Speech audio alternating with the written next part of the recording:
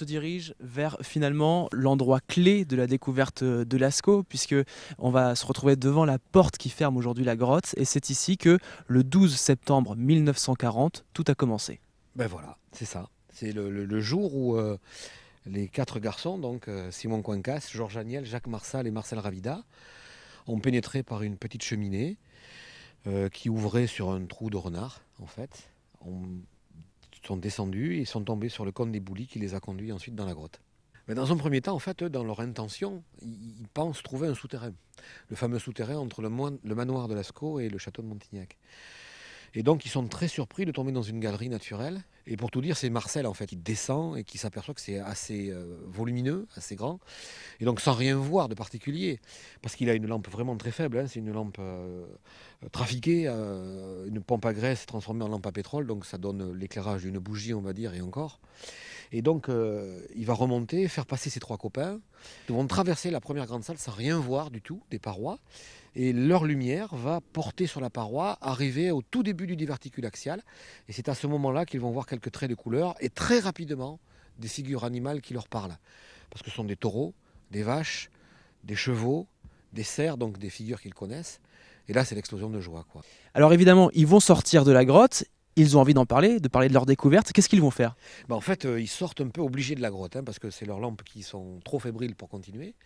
Et en fait, ils se posent une première question et ils se disent que la meilleure situation, c'est de tenir le secret. Donc c'est ce qu'ils vont tenter de faire une nuit pour revenir le lendemain avec des lampes beaucoup plus puissantes pour visiter toute la grotte.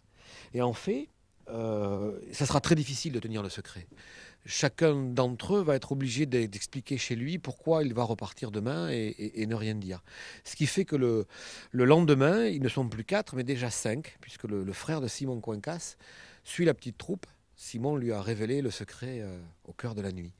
Mais ce jour-là, ils vont vraiment faire une découverte encore plus fantastique que la veille, parce qu'avec leurs lampes, ils vont éclairer toute la cavité, découvrir toutes les galeries, et à nouveau tomber sur une énigme, c'est-à-dire un puits qui semble profond, mais qu'ils ne peuvent pas visiter, et remettre à nouveau la suite de l'exploration au lendemain matin.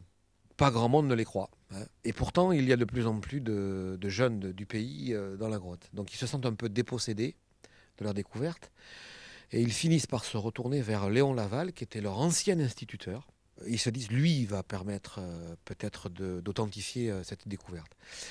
Il n'y croit pas forcément au départ, hein, sur les premières paroles des garçons, et pour s'en assurer, il va dépêcher un autre de ses anciens élèves, Georges Estréguil, qui lui va faire des dessins de la grotte, et c'est à la vue de ces dessins que Léon Laval va se dire, il ne me raconte pas d'histoire. Bon, la suite est rapide, il montera sur la colline. Il faudra quand même qu'une vieille dame passe devant lui pour l'inciter à vraiment descendre dans la grotte. Et quand il va tomber devant les peintures dans la salle des taureaux, quand on va lui éclairer la paroi, ses premières paroles seront édifiantes parce qu'il va simplement dire « Oh merde !»